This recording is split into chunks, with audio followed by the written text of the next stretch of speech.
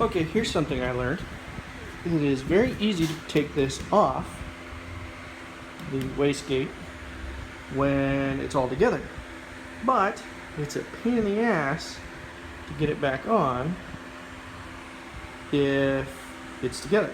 So before you put it back together, make sure you put the wastegate on the exhaust port. So that's my tip for today.